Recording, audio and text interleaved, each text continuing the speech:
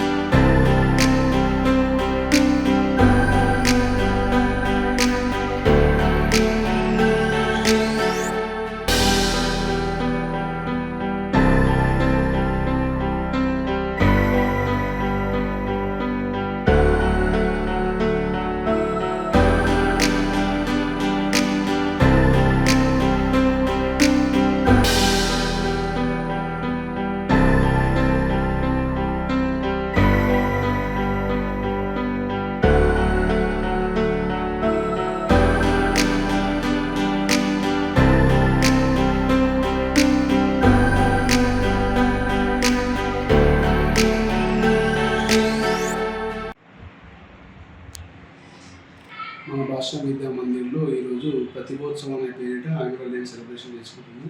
మన పిల్లల యొక్క ప్రతిభను వెలికి తీయడానికి ఎందులో కూడా తక్కువ కాదు అనే విధంగా మనం యాన్యువల్ డే సెలబ్రేషన్ చేసుకుంటున్నాం.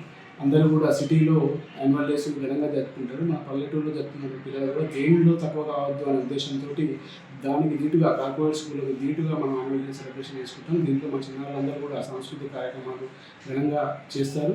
కాబట్టి ప్రతి ఒక్కరు వచ్చి దీన్ని వీక్షించవలసిందిగా మనం